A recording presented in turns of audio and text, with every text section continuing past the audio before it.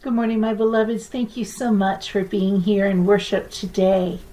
It is, as always, a blessing to know that you are there and we can have this time together. This has been a week filled with remembrance as we remember September 11th, 2001, 9/11. Now, I'm fortunate. I personally didn't know any of those who lost their lives on that terrible day 19 years ago, and I imagine that that is true for most folks. But so I don't really know the depths of loss, the ongoing grief, the pain that this anniversary causes for so many people, especially those in New York State. But it got me to thinking. We have all experienced a 911 in our lives, or will at some point. It's that moment, that experience, that the world will never be the same again kick in the gut. Time.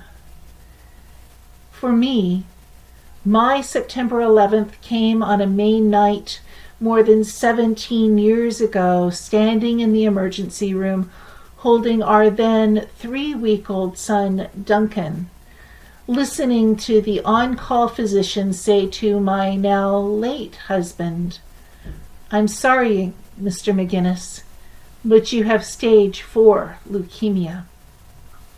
But for other folks, September 11th came when the attack on Pearl Harbor was carried out, and still for others, the anniversary that brings back memories of loss is the day FDR died, or when John F. Kennedy or Martin Luther King Jr. or even Bobby Kennedy was assassinated. Widespread and catastrophic fires, first in Australia and now in our westernmost United States, have caused thousands upon thousands to experience their own September 11th event just this year alone. Countless others in too many places to name have been devastated over time by earthquake, hurricane, tornado, or mudslide. Residents and troops in places like Iraq and Afghanistan experience September 11th all too often, as do their families back home in a number of countries. Terror attacks like those that have occurred in Lockerbie, Joplin, London, Spain, Tel Aviv, the Palestinian neighborhoods and camps, Rwanda, Sudan, Somalia, Liberia, Nigeria, and countless others that spring quickly to mind, have meant in those places September 11th comes all too often to far too many folks. And the truth of the matter is, we've not yet mentioned the current global pandemic with 900,000 plus deaths and millions of families affected around the world. I remind you of all of this, my beloveds, because it is tempting, like the disciples on the mountain where Jesus was transfigured, to stay locked in that place, that moment, that time, that single loss. It becomes far too easy to think that only we have experienced this kind of event. Now, don't misunderstand. Yes, memorials should be built.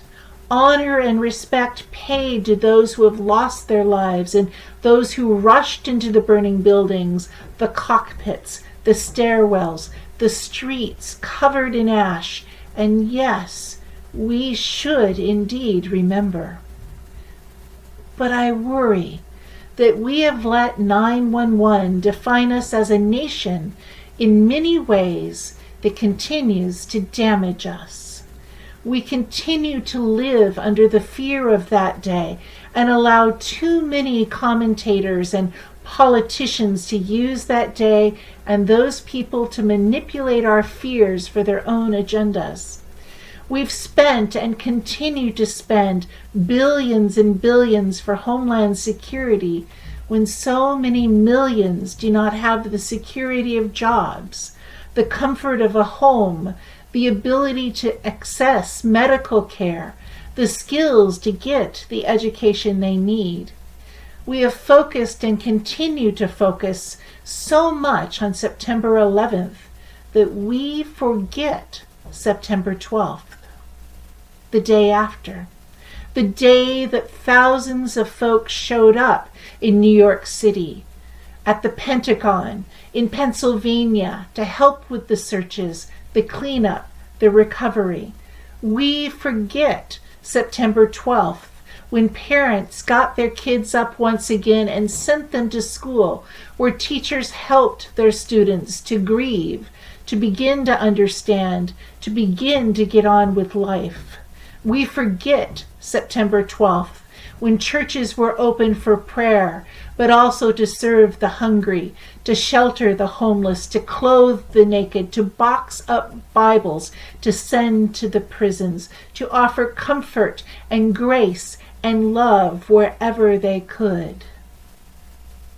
It seems to me that as people of faith, we believe in a God who is always doing new things.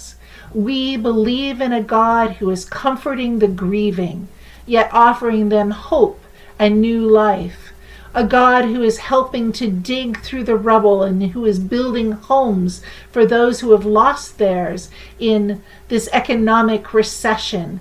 We believe in a God who's gathering up children when their nightmares wake them up in the middle of the night, and who encourages them to make friends with the Muslim kids who just started at school. We believe in a God who refuses to let evil undo good, or hate to conquer love, or death to triumph over life. We believe in a God who is there on all our 911s, and who helps us step forth in faith, in hope, in trust, and in love on September 12th. We can and we must remember and honor 911. But my beloveds, I hope we are defined by September 12th. Amen. Amen.